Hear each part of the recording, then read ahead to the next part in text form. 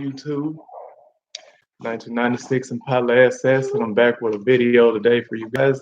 And in this video, I'm going live. Yeah, guys, I'm gonna go live in this video. I got my daughter right here and my son right here. Say hi, everybody. Look at that. All right. All right. So we're just kind of bored tonight, guys. We'll do this. Let you guys see the guy behind the camera and everything of the Impala. What you talking about, Mama? All right. You see you right there, pretty? Yeah, there's you right there, Mama. And your brother. All right, guys. So anyway, just want to let all you guys know on YouTube, I'm just a regular guy, just like everybody else. I'm a family man. You say hi, Mama. All right, pretty. Mommy. You want to look for Mommy? Okay, boy. All right, boy. All right, guys. And again, started my YouTube channel, guys, for the 96 Impala SS. And yeah, I'm gonna just talk a little bit to you guys tonight. And kind of give you guys an idea of who I am. Like I say, I'm a car guy. Like the 96 Impala SS. I've been liking it ever since I was 13. I was actually 13 in 96 when the Impala was out. All you Impala guys know that the Impala's, the B-body platform came out in 1994. They debuted in the 19, I want to say 92 auto show. Ever since then, guys, I just always been liking the 96 Impala. It was, to me, when I was 13, it was like a dream car for me to have. Back then, I was, 13. I wasn't able to drive. I didn't have a license. I couldn't afford one. I've always liked them, and now that I'm a little older and a little more established, I was finally able to buy one, guys. What are you talking about, Mama? You're hiding. All right, so I was finally able to purchase one, guys, and got it. It wasn't like this when I first got it, as you guys may know. When I first got this car, it was in pretty bad shape, bad condition. The roof on it was real bad. Basically, it was a car that needed to be restored. And I bought it back in February, and over the months, I've done a few things to it. Of course, a paint job. Yeah, I got a paint job on it, guys. What else have I done? I rebuilt the rear end. Those are some of the more costly things that I've done to it. Rebuilt the rear end. I had it rebuilt back to the stock condition or stock specs. It came with an Auburn carrier in the rear end. And as far as the gearing, I went ahead and went back with a 308 gears. I kind of wanted to go with maybe something a little higher than a 308, maybe even up to a 373. But I didn't want to lose any drivability or cars maxing out at high RPMs, kind of like at a low speed. So I decided to just go back with a 308. And I had talked to a couple of guys, and they were pretty much like, if I went with like a 323 gear, 323s, it wouldn't be too much of a difference from a 323 to a 308. So I just decided to go with the 308. It came in stock. Just keep it simple. I mean, the car is not done yet. It's not perfect. Uh, there's still little things that I want to do to it that need to be done. I guess as far as that go, a little bit that need to be done to it. I need to have some work done to the front suspension. I want to upgrade the brakes all the way around.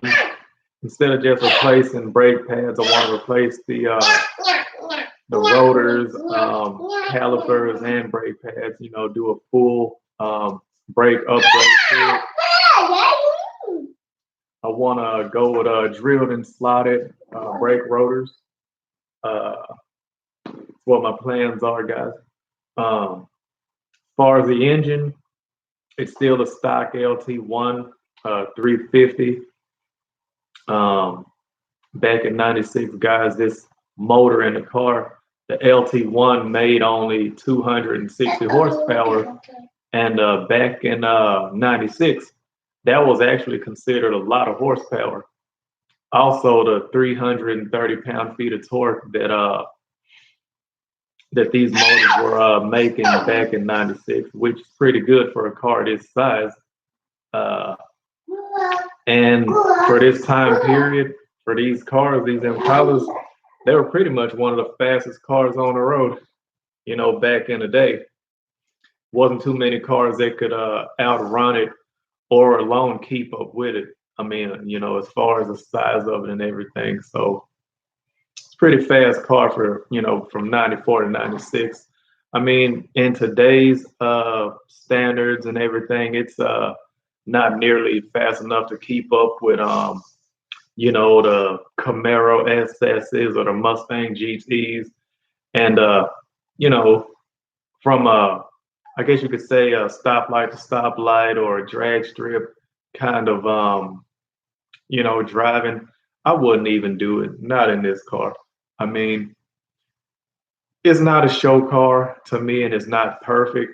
To me, I feel like this car is driver quality, so it's not a car that it's not a trailer queen or nothing like that. I bought this car to drive, but I wanted to look good at the same time as being, a driver.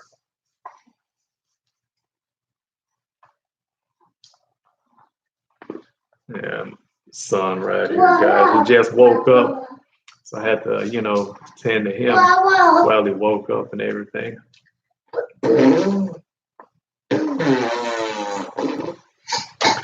And my daughter's always being silly as usual.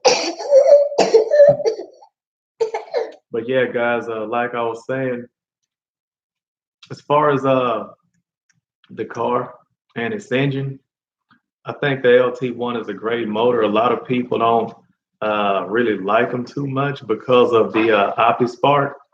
The OptiSpark, as you Impala or GM guys know, the OptiSpark is on the front of the engine, right behind the water pump.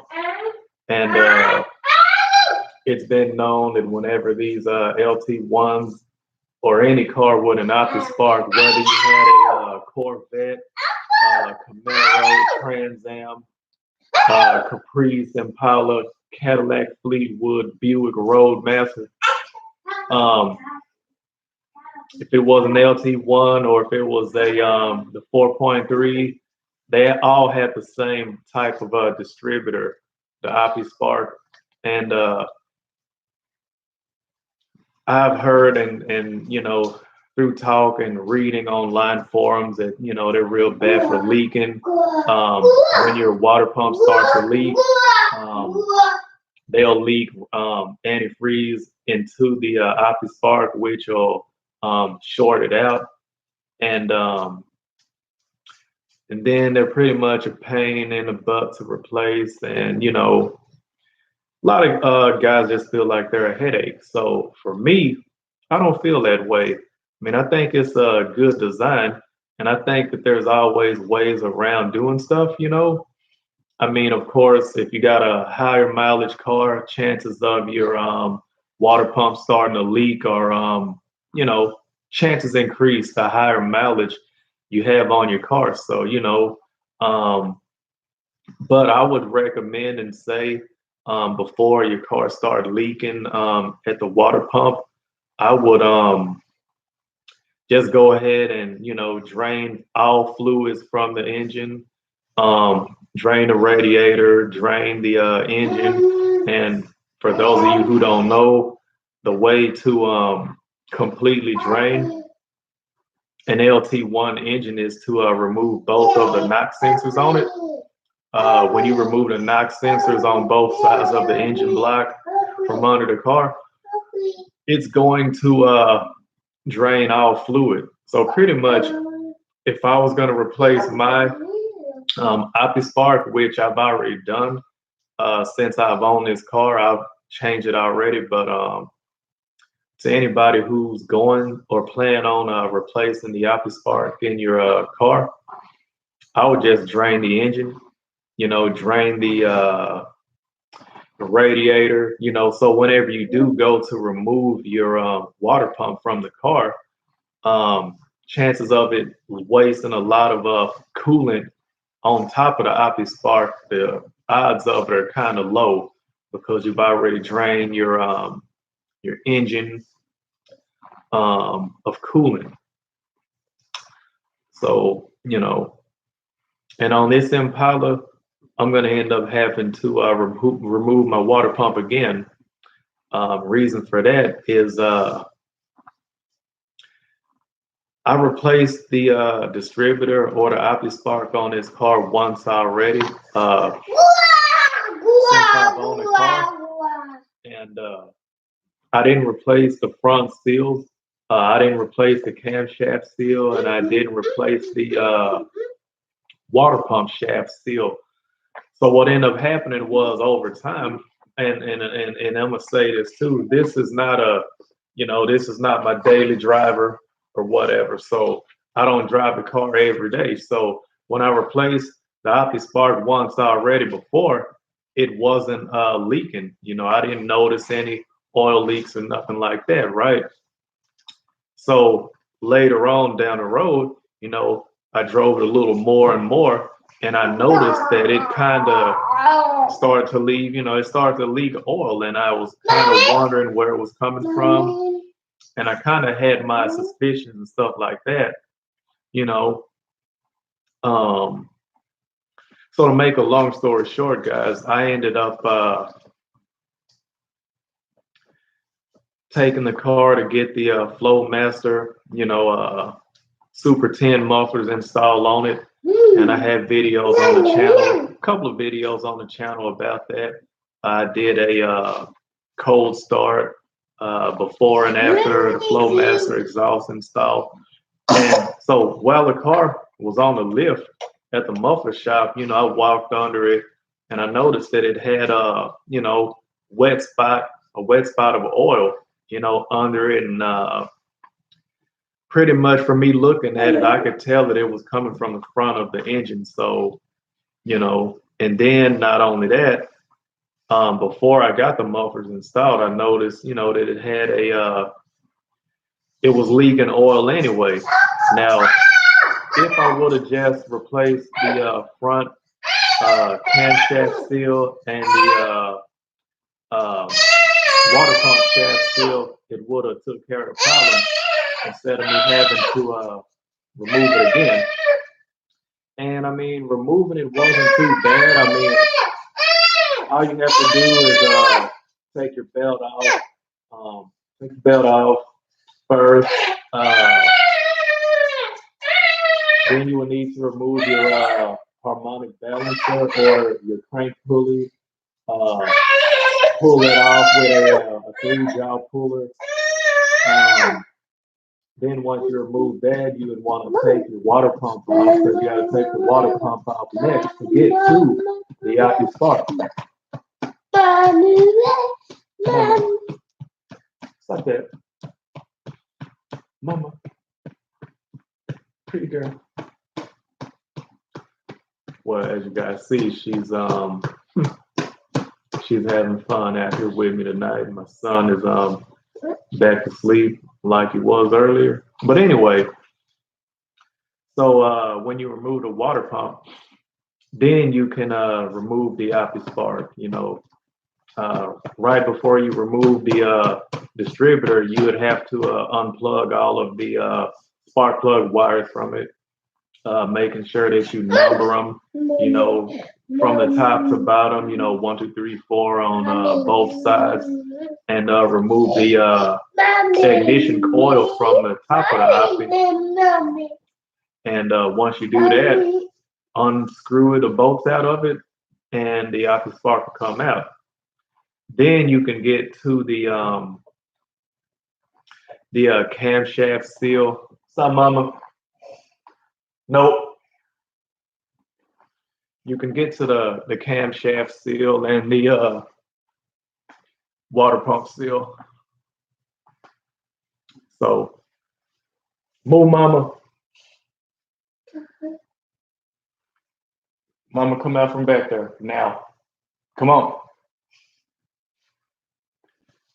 She want to play, guys. Mama, you're bad. All right. So anyway, it's a little tedious to do, but it's not too bad. I mean, it is doable. It's very doable, guys. I mean, if I can do it, guys, I feel like anybody can do it.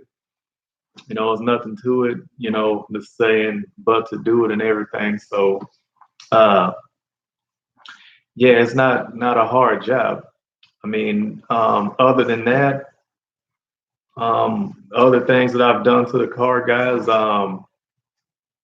the windows had tint on them, and it was tint that was on the car since might be from '96, because I removed the tint off of it. It had dark tint on the windows, and it was bubbly. It had bubbly tint on it and everything. So, I didn't like that too much. So I ended up peeling the tint off. But the thing with that is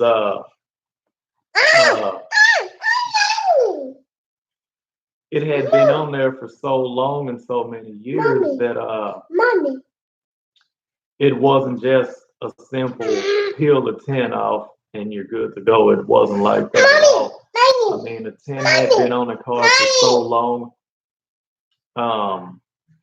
that it had to be taken off. I had to use a razor blade, and then kind of like a secret or a trick way that I got the tint to come off is I had to use a steamer, a clothing steamer. I purchased a clothing steamer, and I was using a steamer and a razor blade, and you can literally, once you put the steamer up to the window, and I was doing it from the inside and out because it really didn't matter. But once that steam get on it and it get real hot, and you start it off with a razor blade. Stop, Mama. Stop. Sorry. Okay, pretty. So once you start it off with your the steamer and a razor blade, it'll peel pretty much off in one piece. But I mean, the tint was on here. It was so old, and the car sat from last time it was registered, guys, was in 2011. So from 11 all the way up to 2019 of February, when I bought this car, that tint had been on the windows for who knows how many years. And then the car sat for who knows how long. Last registration sticker it had was 2011. Stop, Mama. From 2011. So that's a pretty long time for a car to just sit. It sat so long that the sun was basically baking the roof, and it started to bake the hood, the trunk, the rear bumper on the top of it. It was starting to cook that, the clear coat was coming off. So yeah, Texas sun, guys, ain't no joke, especially in the summer. That's where I am here in Texas. And So just imagine how long the tent had been on there. You know, it was I think it was maybe some black or limo kind of tent. It was on there so long that the tent was almost like bluish purple. You know, because I've seen tent that when you get it, when you first get it, it's real dark. You know, it's black, depending on what percent you get. But I've seen guys that get their windows limo tinted. Limo tint is, I believe, like 5% or lower, 2% tint. That's the lower the percentage, the darker the tint is. Uh, and I've seen that limo tint almost turn purple. That it's been on somebody's windows for so long. So and that was a case with the Impala.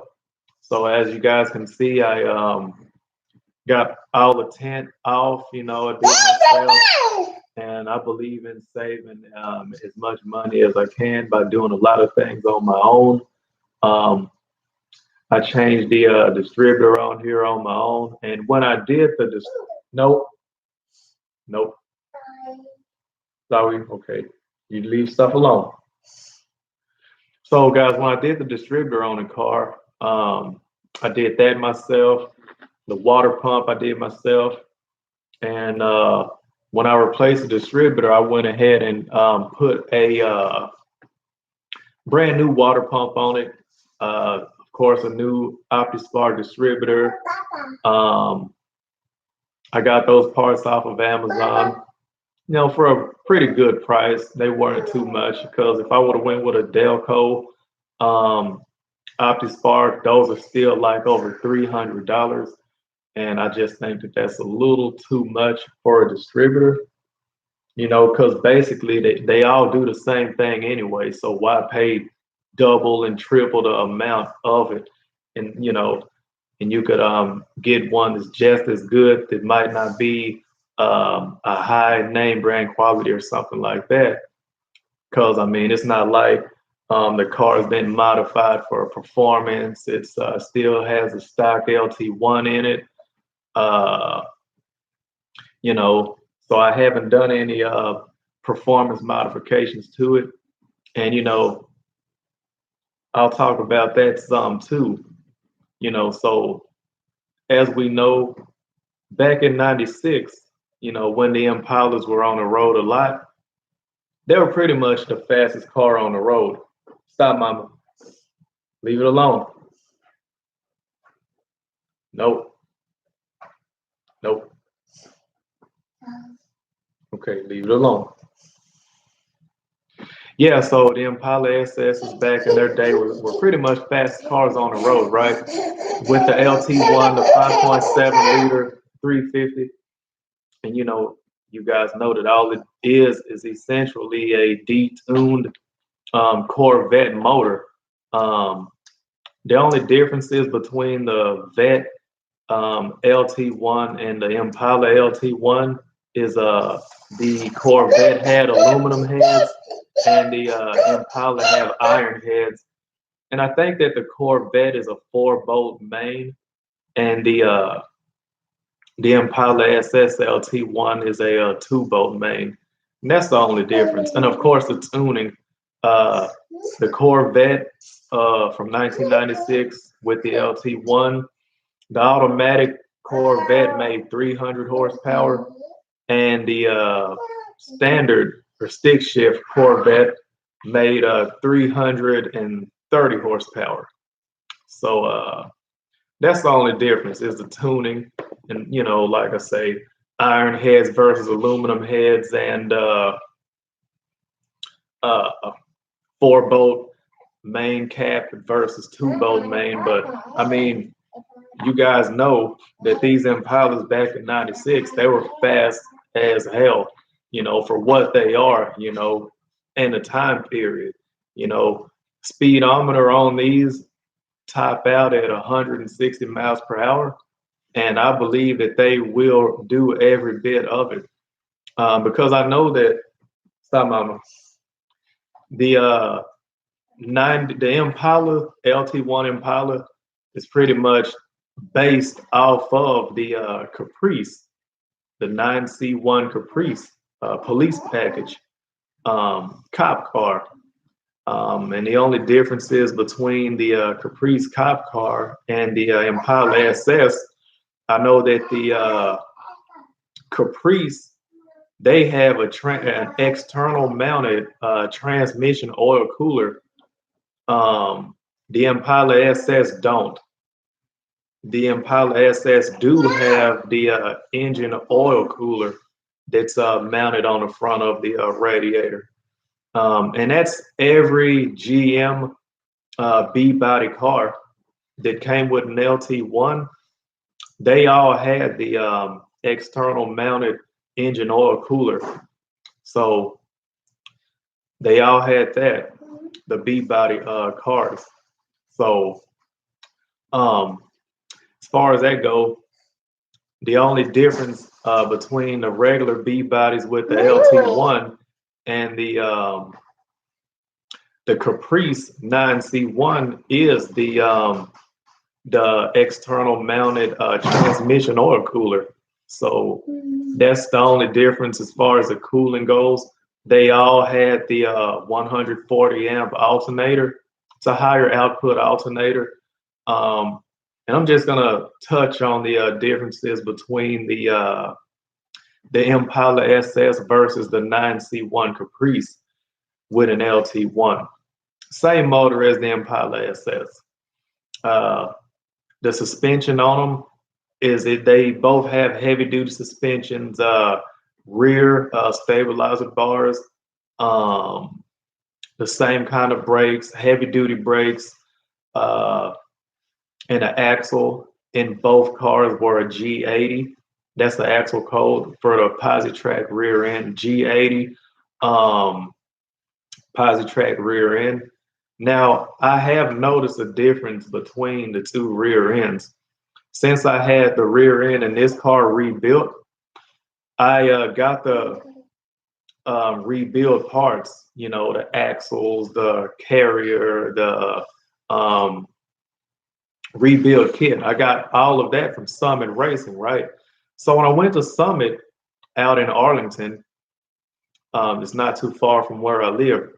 I went to Summit Racing and I told them what I had, what I was doing, you know, so they looked up what parts fit my car, right? 96 Impala, you know, and they have, you know, on the counter axles, you know, so I went ahead and went with the axles that their computer, you know, showed and generated for a 96 Impala, right? So I thought, you know, it was all good. And those axles that I ended up buying were Richmond axles, okay? So when I took the parts over to the shop that rebuilt my rear end for me, when they went to install them, they told me, hey, these are the wrong axles for your Impala. And I was like, nah, they can't be. Mama, let me see that. Give me that.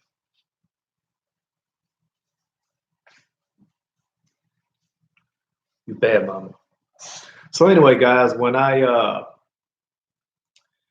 they told me that the axles were the wrong ones, and I was like, that got to be a mistake because, you know, Summit, you know, they had this part number for the Impala, so there's no way that they could be wrong, you know. So the guy took me to the back and he, you know, had an axle that came out of the Impala originally, and he compared it to the one that I brought in. And the ones I brought in were just maybe a few centimeters shorter than the Impala axles that came out, right? So, you know, so I ended up having to take them back to Summit, and I told Summit, hey, these axles are not long enough. Like, do y'all have any that are just, you know, a little bit longer than the ones I have? So they were able to find some that were a little bit longer. I forget the exact dimensions of the axles, but I ended up getting the right axles. I took them over to the shop. Stop, mama. Give me them tweezers. Give it here. Better stop. All right, so I ended up taking them over to the shop, and so what ended up happening is they were the right ones, of course, and it all worked out good. You know, rebuilt rear end and everything. So that's the differences that I know for a fact between an Impala rear end versus a rear end out of a 9C1 Caprice. They both are 308 gears, but an Impala SS rear end actually have longer axles than a Caprice. And that's because, you know, the wheels on Impala SSs are wider than the wheels that come on the Caprice, the 9C1. And if you look at a 9C1 Caprice and look at the an Impala SS, it's, you know, it appears that the wheels on an Impala SS, they sit out a little farther than the wheels would on a Caprice. So I know that there's a difference just only in the length of the axles. All right. So I mean, besides that, another difference between the two cars would also be, of course, the Impala SS sit lower than the 9C1 Caprice. And that's because of the performance part of it. You know, the Impala SS was quote unquote like a four-door muscle car, you could say. Stop, mama. No. You want to whoop your butt? Stop. All right. So like I was saying, guys, the Impala SS was a, you know, more so like a four-door muscle car, you know, kind of like a sports car, something like that. When the 9C1 Caprice was actually made to sit up higher with a stiffer, you know, stiff suspension. And it was made that way for, you know, jumping over curbs that, you know, law enforcement or cops, you know, they built the car to pretty much accommodate the way that the cops were driving, you know. Stop, mama. No. Give me that. Give me the tweezers. You better stop. All right, so anyway, guys, and my daughter got these freaking tweezers. Stop, boy. All right, guys, so anyway, stop. All right, guys, so with the 9C1, the suspensions on those, and if you look or kind of Google it or watch some videos of a 9C1, they actually sit up higher, especially in the rear. Like I was saying, that was pretty much made for those cars being built to for taking a lot of abuse, you know, jumping over curbs, running curbs over, you know, things of that nature. When the Impala SS was more so, they sit lower, you know, more set up for, you know, I guess you could say performance driving or whatnot. When the Caprice was made for, I guess, heavy duty or they were pretty much built for abuse, I guess you could say, or to handle abuse. I mean, other differences between the 9C1 Caprice versus an Impala SS would be, I know that the 9C1 Caprices, whether it came with a an LT1 or the L99, which is the 4.3 engine, they all came with lifetime radiator hoses, and they were green silicone hoses. So when I say lifetime, they were put on the car to last for the car's, you know, the life of the car. You know, they didn't need to ever be replaced or anything. They were lifetime hoses, and they were green silicone hoses. And all hoses were like that. The two upper radiator hoses, the heater core hoses. So yeah, they came with lifetime hoses.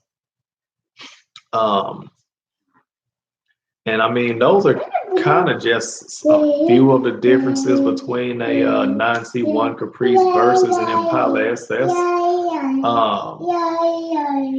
I mean, just other than the looks, that's pretty much it. But as far as the LT1 motor go, I think it's a great motor. I mean, for its time, you know, it was pretty much one of the fastest motors around, especially for a car of its size. But in today's, you know, in today's time, an LT1 is not enough to keep up or run with none of the 5.0 Mustangs or the SS Camaros or anything like that. So as far as me trying to run the car against something like that, I'd be wasting my time. And I'm not even gonna embarrass the Impala like that, guys. Trying to race a guy in a Chevy SS or a Pontiac G8, and you know I'm gonna get my doors blown off. But one thing that I would like to do though, oh, and I thought about a couple of alternatives to you know, make the LT1 have more power, guys. And so I thought to myself, well, how about I just, you know, put a cam in it, you know, maybe a comp cam and everything. But then I thought about that. I was like, well, I'm only gonna get so much power out of a motor that's rated only at 260 horsepower stock, you know. I mean, how much more horsepower could I get with a cam, you know, out of a motor that only made 260 horsepower stock? And then the motor in this car, the original LT1, it has currently roughly 189,000 miles on it. So it's got some miles on it. So I wouldn't really want to put a cam in it because, for one, there's a lot of things that's involved in putting a cam in the car. You know, doing it the right way anyway. You know, if I was to put a cam in here, I'd try to do everything that I could right. You know, and when I say right, I mean changing the you know, the timing gear, timing chain, push rods, lifters, rocker arms, you know, that kind of stuff, you know. Um, but then that's a job that can get, you know, quite expensive. Um, and then I've never done it before. So um, it'll be like a learning lesson for me also. I mean, I can do it because I've swapped motors out of cars in the past. I put transmissions, pull transmissions, install transmissions. Uh, I've done all of that kind of stuff on my own by myself. So I'm capable of doing it, but I haven't. You know, I haven't gotten that deep into you know, doing a cam swap or nothing like that.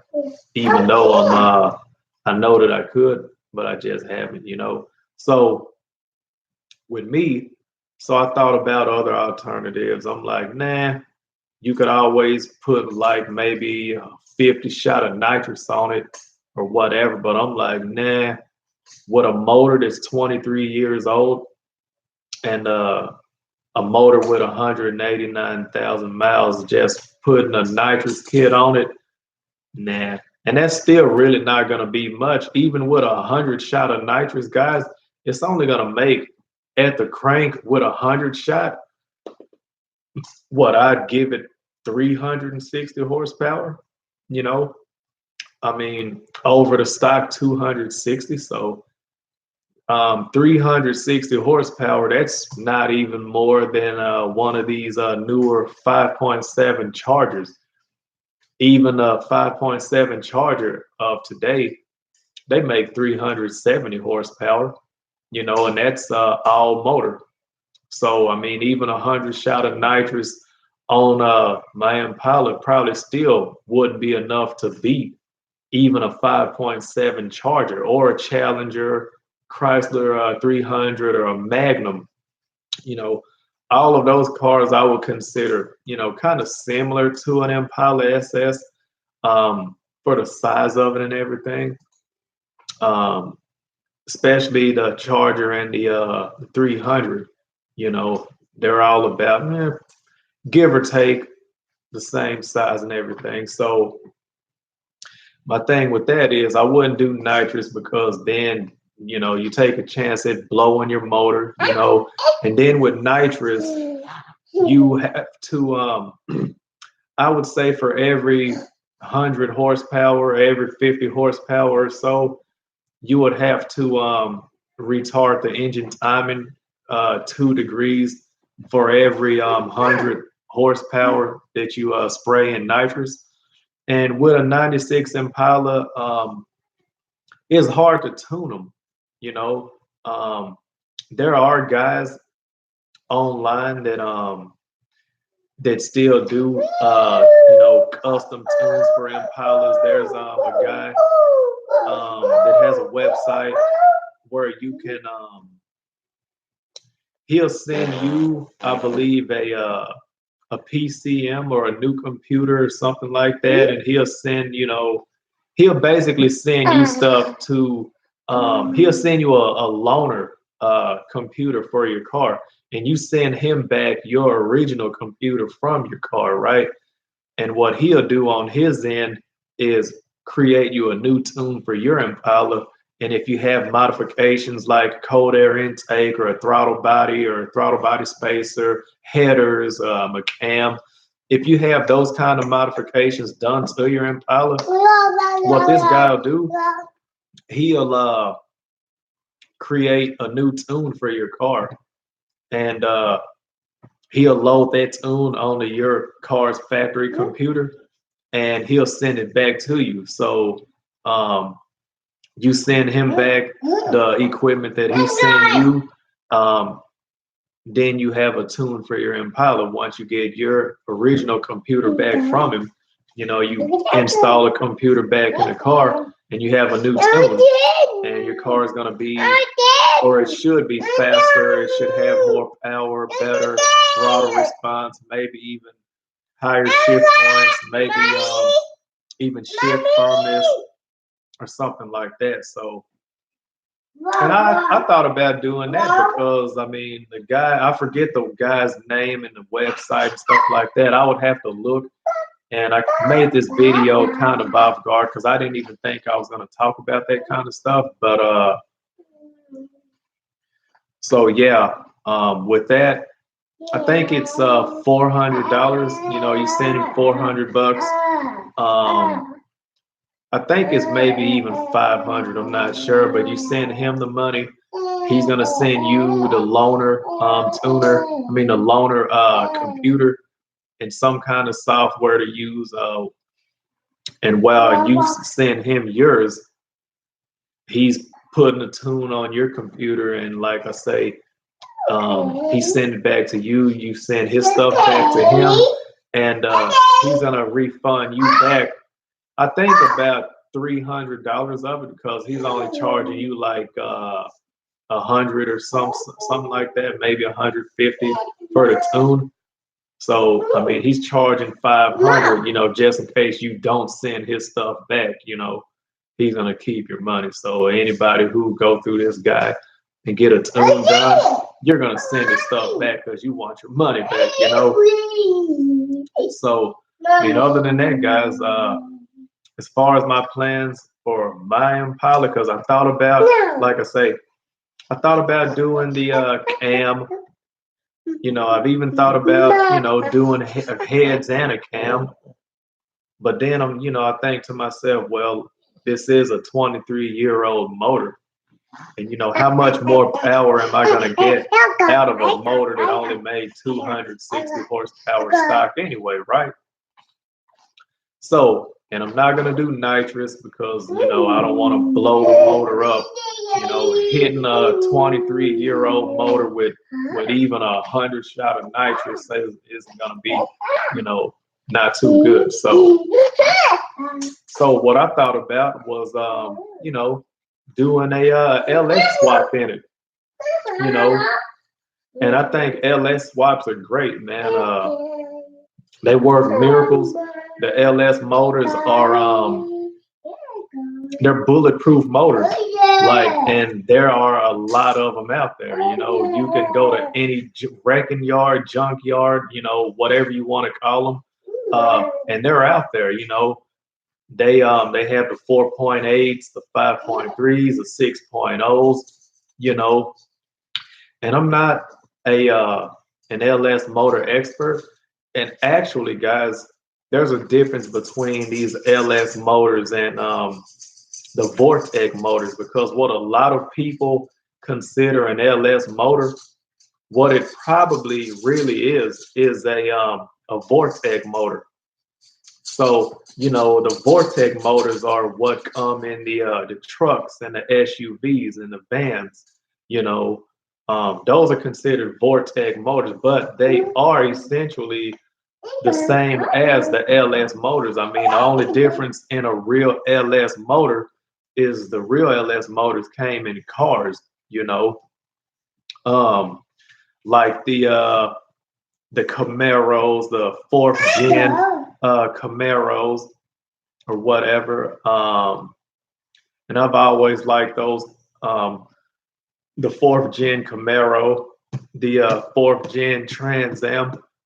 I actually like the Trans Am better than I like the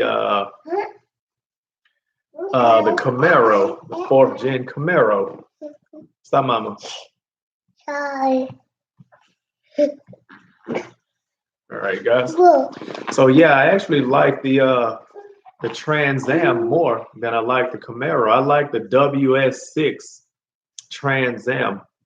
It's just the look of that car. I mean, the hood scoop, everything about that car is all business, man. But anyway, guys, the LS motors are car motors. And the Vortec motors, a lot of people consider the Vortex LS motors. I mean, I guess it's however you want to, you know, what it really is. If it came out of a truck or an SUV, it's a Vortex. But they're pretty much all made the same. Like I say, guys, I'm not an LS motor, Vortec motor expert. But the only differences in the motors to what I know, as far as I know, is the intake manifold. You know, the intake manifold on the truck motors are a lot taller and they're bigger. The intake manifolds on the LS motors are car motors, so they're smaller. You know, they're made to fit under the hood of the car and everything. You know, clearance. The only other difference would be the oil pan. Oil pans on the truck motors stick. They hang down lower than the car oil pans do. So those are really the only differences. So that'd probably be the route that I go down as far as getting some performance out of the Impala, you know, better performance, because, you know, I've thought about it and I watch a few guys, or mainly one guy in particular on YouTube. He seemed like he's an LS motor expert, because you know, he got a lot of good information, guys, that I feel like is pretty bulletproof. Like, he got it down to the T, even knowing like what heads that you want to look for when getting a Vortec motor.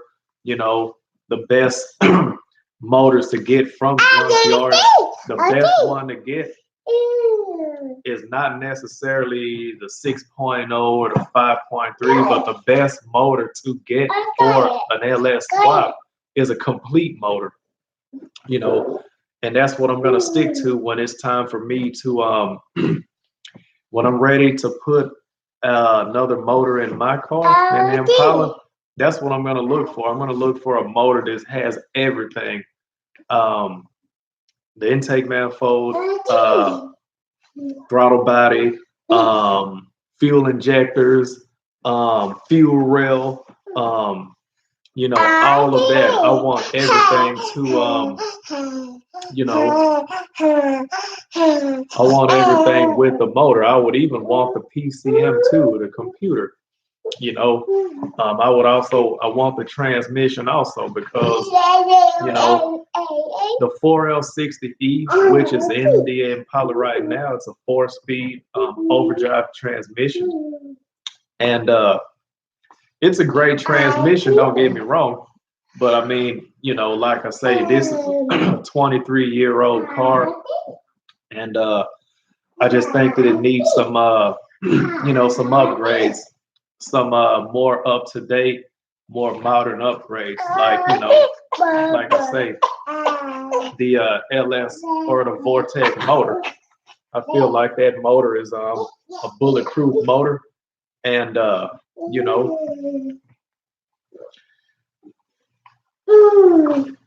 I feel like it'll be a good motor to have in the car. So if I wanna, you know, take it to a drag strip, and in my area, guys, we have quite a bit of drag strips in the area here. We got Yellow Belly drag strip here, local.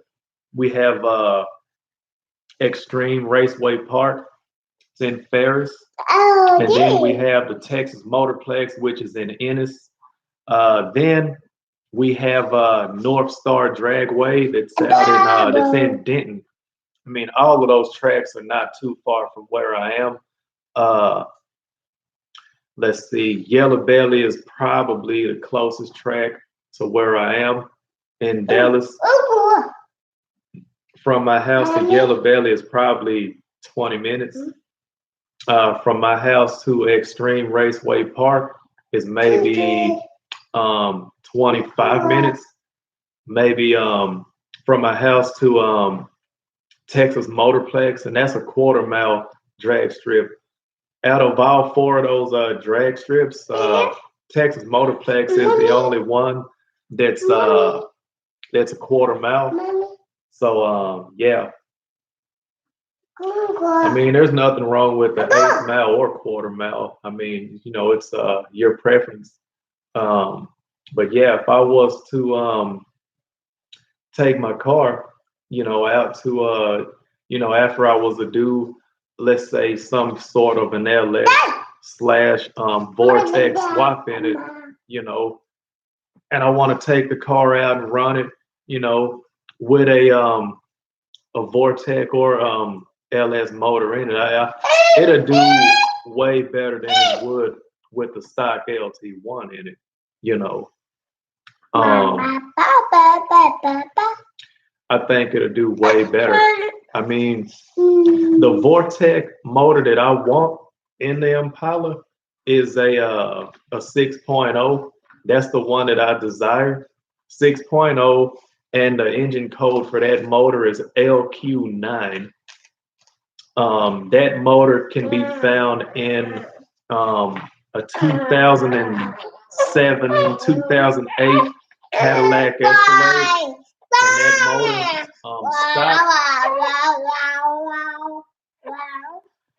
that motor stock, it made 403 horsepower.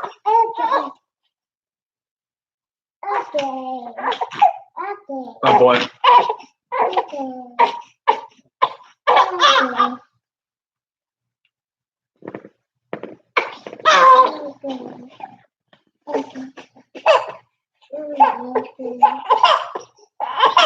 My boy.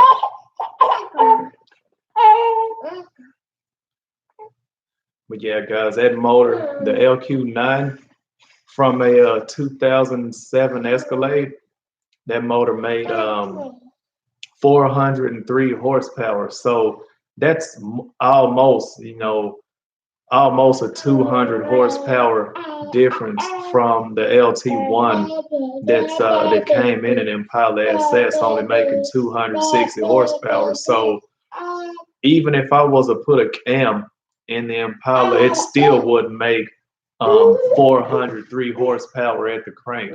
You know, that's more horsepower than the Corvettes was making in '96. So yeah, that's the motor that I want to go with. I don't want to go with a doing a cam swap or nothing like that.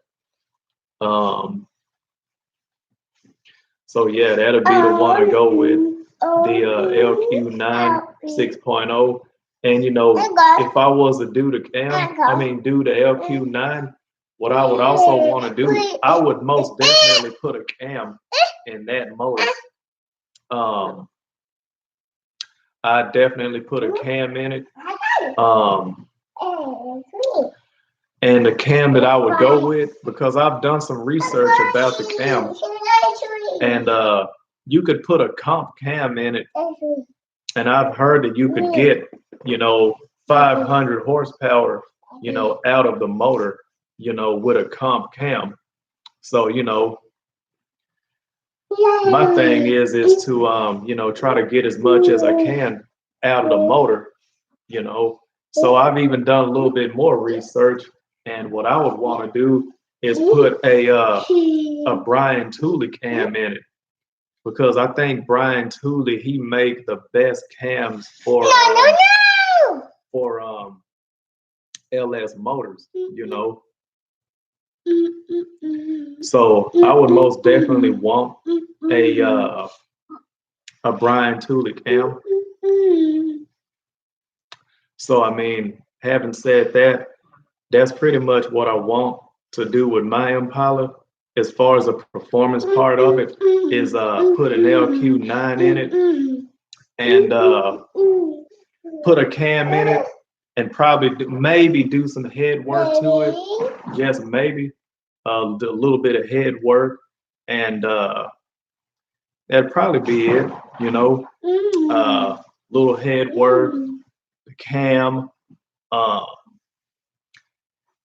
and that'd probably be all I'd want to do with it, guys. I mean, because I'm not gonna, go crazy with it or nothing like that.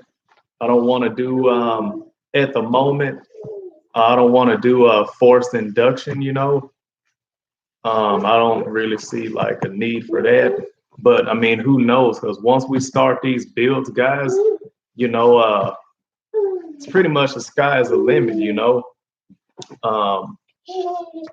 We kind of go crazy with it sometime, But I mean, it's your own preference, It's whatever you want to do. So, having said that, guys, just a little kind of an introduction, guys, to who I am. And as you guys can see, I'm a family guy. My daughter is pretty much my #1 fan. She's all over me right now. And I'm gonna just say you guys should just go with whatever you want to go with in life, like follow your dreams, anything is possible, never give up on your dreams, and just keep it positive, and you can do anything you set forward to do. I mean, like I say, guys, when I was 13 and back in '96, I kind of, fell in love with these Impalas or whatever. And, I've thought about it. And what I'd like to do one day is get a dark gray green metallic 96 Impala also. I just like that color, So, I mean, other than that, thanks for watching, guys. And, I continue to try to make my channel grow, I'm gonna continue trying to make my channel grow. I'm gonna keep uploading videos, and pretty much everything that I do with the Impala, I'm gonna try to make, a video about it. I'm gonna try to make a video so I can show you guys, because I know there's a lot of guys out here that, like myself, that like the Impala SS. You don't see too many of them on the road nowadays. You see pretty much all of the newer stuff nowadays. You don't see hardly any Impalas no more. And sometimes if you do see one, it might not be as nice as it, might have, once was. So with me, I'm not trying to keep up with the Joneses, or I'm not trying to, you know, have what the next guy got. I'm not trying to have the newest car on the road or nothing like that. I like what I like, and I like the Impala SS, you know. And like I say, it's not my daily driver. This car is kind of like a hobby for me, you know, kind of, you know, it's almost like living out one of those childhood dreams or something like that, you know what I'm saying? And I know that this probably touched bases with a lot of people, you know. A lot of guys that, you know, couldn't have their car that they had when they were back in high school, you know, or that 70 Chevelle that you might have sold back in the 80s, and it's the one that you wish you still had right now, because everybody know what a 70 Chevelle is. And just to let you guys in on a little secret, the 70 Chevelle is actually my favorite muscle car of all time, especially with the LS6 engine in it, the 454. They've made 450 horsepower. That's like, to me, that's like my favorite muscle car of all time. So yeah, guys.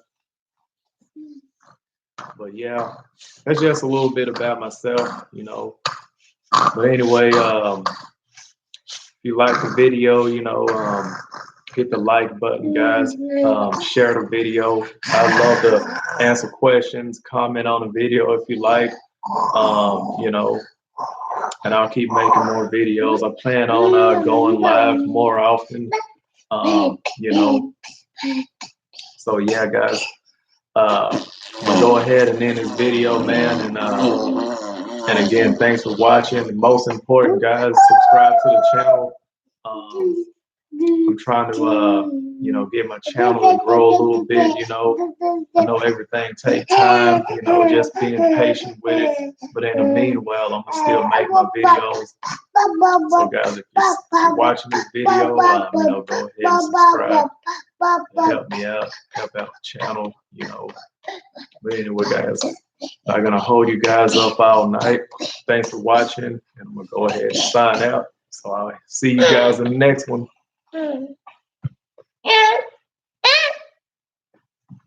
Get down, mama.